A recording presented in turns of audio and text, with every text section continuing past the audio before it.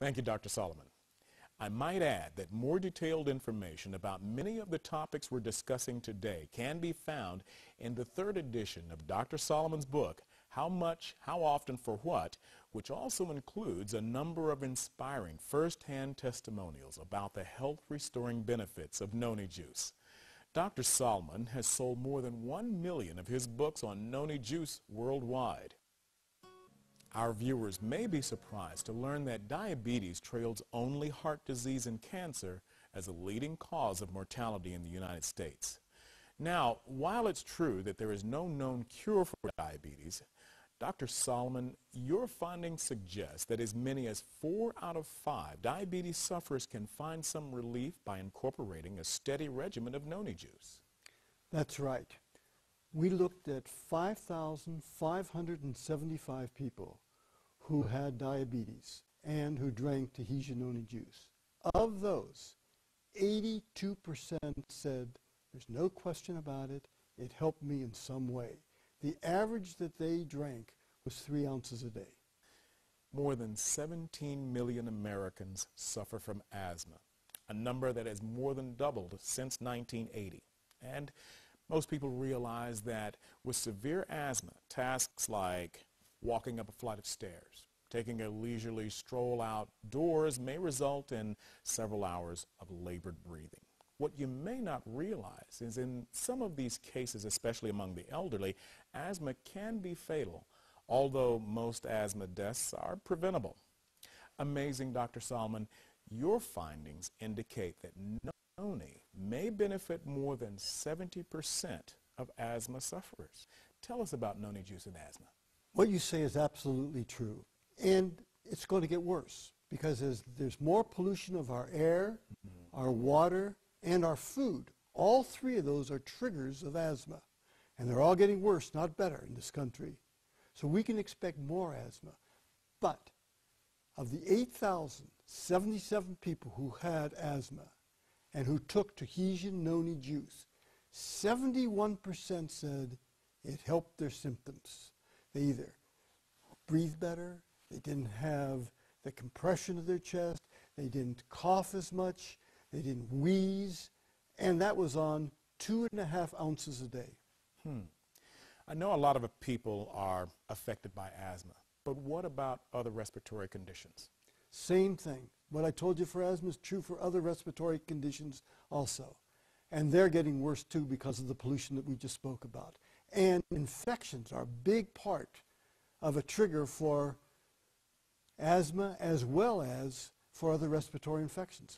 It's a double-edged sword there. And of those people that had respiratory infections, which accounted for 3,587, 72% said Tahitian noni juice helped my symptoms. They made me and allowed me to breathe better. And that was on an average of taking 3 ounces a day. Up to this point, our discussion has covered a number of physical ailments and conditions. Now, I'd like to ask you about emotional or psychological ailment. I'm talking about one of the true plagues of modern life, clinical depression. It is a true plague. It's terrible. And people who are depressed don't even know it at the beginning many times, but others around them will know it because they slow down, they're not with it, they don't eat as well, they're irritable. It can just be a terrible thing. It's a terrible thing on the person who has it. It's a terrible thing on the family. Now, there are 3 types of major depressions. One is the type we all know about. You just get depressed and you can't do much of anything, and you just want to vegetate and you want to be left alone. Don't bother me. The next type is what they call dysthymia. That's a milder form. You have a lower mood and it lasts much, much longer. Then the third type is bipolar. Bipolar, you go down like the major depression, but then you bounce up like you're hypomanic or manic. And then you go down, and then you go up. And when you're up, you can do all kinds of crazy things. You can go out and buy all kinds of things on credit cards. You can get into fights. It's just tough situation because you don't have the judgment at that point and you don't realize what you're doing. And then when you go down, you just want to get away from everything. In fact, sometimes you want to commit suicide. So these are life-threatening diseases. The thing that's truly amazing about this is that out of 1,512 people who had a mixture of these depressions, 80% said they were helped. And not only did they say it, their family members and friends said it too. Said yes, they were helped. And that was about 3 ounces a day. There's now new research to show that this is not a psychological problem. It is a chemical imbalance in your brain. It's a chemical imbalance between the faulty production and utilization of serotonin, dopamine, norepinephrine, acetylcholine, GABA, and neurotransmitters. So there's a real reason for it. Again, what does the Hijianoni juice? It helps bring people up who are down, and it helps people bring down who are up. Yes. You know, Dr. Solomon, I think the statistics are staggering about people who either have depression or who have been affected by it, either directly in the family or just running into people on the street. I think that's some good news for a lot of people once they get to know all of this. Thank God that is true. Yes.